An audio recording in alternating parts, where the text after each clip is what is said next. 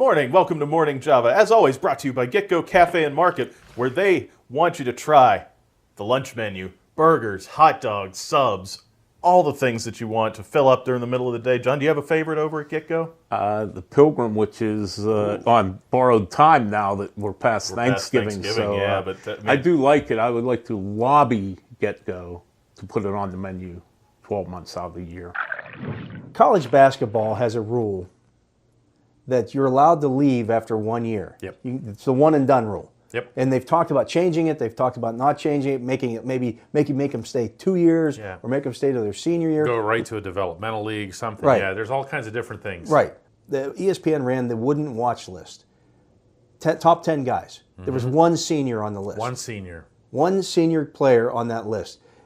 Back in the day, and when I'm saying back in the day, I'm saying like when you and I were, ago. well, even 5 years ago, or even when we were younger, you saw these guys stay in school. Yeah. So you got to see Patrick Ewing at Georgetown for 4 years. Yeah. And you got to see Chris Mullen at St. John's for 4 years. And those guys clashed constantly, and they were great games. And I think that we're kind of losing a little bit of that with college basketball. Yeah, I mean, I can see both sides of it. I kind of liked the Jamie Dixon approach to Pitt basketball, which is that he was purposely finding guys who weren't going to be those types of players. Now, people criticized him as well for that. He was like, well, you're never going to win an NCAA championship with 5 Brad Wanamakers. Okay, what he needed to do was to go get 5 Steve Adams. Well, yeah. Okay. Or you get 5 Brad Wanamakers and 1 Steve Adams, and you use Steve Adams. Well, it's not conducive. It's not fan friendly, obviously. Right. I think you like to get more attached to your players over the course of time, but I also wonder how much it benefits them. Yeah, I really do. Meaning the players themselves. And it's easy for us to say that because we're not the ones that are playing for no money. Right. And please spare me the stuff about the scholarships and whatever, because different atmospheres. These guys are going to college to be basketball players. Let's not pretend otherwise. I don't have all the answers to it, I guess, but it seems like everything's just kind of waving around in the wind right now, if you will. Yeah, I mean, the thing that bothers me the most about it is that they have different rules for different sports. Yeah. If you're a hockey player, you can be drafted and go back and play college ball. Yeah. Or college hockey. Yeah. All all the way through. Yeah, in fact, most NHL teams will encourage their players to stay through their senior year and let the colleges take care of the development. Yeah. I don't know if there's a right answer to it. I don't know either. All right, Matt. The All-ACC team has been officially named, but no Pitt players made the first team. Some were sprinkled around the second and third teams. What's your takeaway? Give us the breakdown of who made it and who you thought got snubbed. All right, well, I mean, first of all, for the division champ to not have a single first teamer, look, I get there's a lot of talent, and as you would expect, it's a very Clemson-heavy first team. There are some superstars, top players at other schools, but Pitt sort of lacks that one superstar, so I get that. The trend I picked up, Pitt's offense gets a lot of credit for what they did. When you look at, the 2 running backs, Quadriolison got second team, Darren Hall third team. Yeah. When you start out with the line, Stefano Millen, left tackle, got second team. You go down, Jimmy Morrissey, the center, who they're without now for the championship game bowl season with injury. He's on the third team along with Mike Herndon. When you even stretch down to the honorable mention, Alex Buxer, Connor Dentino, both on that. So all 5 starters got some sort of recognition. He was a honorable mention pick. He was honorable mention. He was honorable mention. But yeah, so 5 offensive players on the 1, 2, 3 teams. Also Alex Kessman, the kicker, who I think third team's a little harsh for him. Maybe people are just holding that Notre Dame game against him.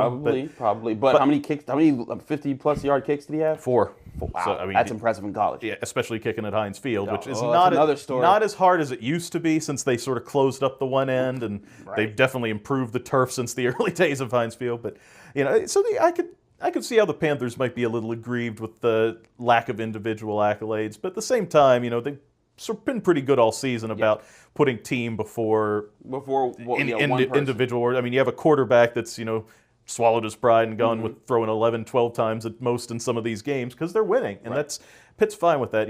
I think the biggest snub though, on defense, I know Pitt didn't have a great defensive year, especially early in the season, but DeMar Hamlin's had a great year. Junior safety, hometown kid. But you think it was good enough to be like an all-ACC? I mean, there's some, there's some talented secondary. He got honorable mention. He's the Panthers' leading tackler. He's got interceptions, fumble recoveries.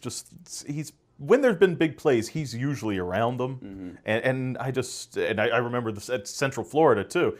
The interception return that got wiped out by a roughing the passer penalty that very well could have made that swung that game from what could have been 21-14 to became 28-7 at half, and Pitt was done. Yeah. So DeMar Hamlin's the guy I think maybe a little hard done by the awards. Should have gotten some more recognition. But also probably when the committee's looking at who they're going to pick, they're probably looking at, let's see with the secondary. We're not picking anyone from Pitt because Pitt's secondary has its reputation.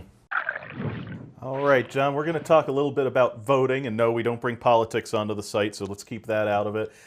I, of course, am the local voter for the USL Awards, but I don't think you guys are going to be too interested with soccer, but you've got a pretty interesting one that came in your mail with the Baseball Hall of Fame, didn't you? Yeah. As anybody, Baseball Writers Association of America, 10 years or more continuous membership, you get to vote, and I've had that privilege for, I'm really showing my age here beside the gray hair, 22 years. My 22nd year voting this year, and it's always, it's quite a task. It's really, you take it seriously because when you have that ballot in your hands, you realize if you're a Hall of Famer, that changes your life. It changes the way people remember you. It changes the way people look at you. And so I never take it for granted when I do my vote. That's for sure. Yeah, and let's hit on a few of the names that are on there. Of course, Mariano Rivera is probably a guy that merits some first ballot consideration, I would think. Yeah, one of the newcomers on the ballot. Yeah, I think he's going to be an easy one to put the old check mark next to all-time saves leader. But the thing people almost overlook is he had 140 postseason innings, an ERA of 0.81. That's almost like a full season's worth of work for a starting pitcher, an equivalent of probably about 2+ seasons for a reliever against theoretically the best competition in baseball when you're in a postseason, and he gave up less than 1 earned run per 9 innings. And that's the sort of thing too, where you get the arguments about Cy Young voting and should relievers, closers especially be in the. But when you get a chance to look at a full body of work like that, this is where the reward is certainly deserved with him. How about former Pirates? I got to ask you because I don't get to vote on it. Where are you on the whole Barry Bonds issue? I vote for Barry. I know it's not necessarily a popular opinion with some people, but the comments are below. He was a great he was a great player before he got big. However he got big, we can assume nothing has ever been proven, so you have to be careful when you make these allegations. I think he's one of the greatest players of all time. And I don't think you can just forget that and say, well, this guy wasn't part of baseball history. Same with Roger Clemens. I vote for him too. But it is, and I know I have friends who also vote who are adamant they would never vote for him or Clemens in a million years. And I understand both sides of the argument. I happen to be on the side of the argument. I don't think you can just erase history. Yeah, and I tend to agree with you. I think, you've got, why not? Even if you have him in the Hall of Fame, there can be mention of what was going on in baseball with the steroid era. I feel like it's better to have it in a museum than to just erase it completely. How I would tend to agree with you on that. On the lighthearted note, some other first-timers on the ballot. Hometown favorite, Jason Bay. Is he going to get a single vote, do you think? I suspect if he gets one, and I don't mean this to sound nationalistic by any means, it may come from one of the voters in Canada, since Jason's Canadian, he's from British Columbia. If you had Hall of Fame people, for Hall of Fame, Jason Bay, first ballot as a player. Sorry, Jay Bay, I love you, but you're a little short of a Hall of Fame.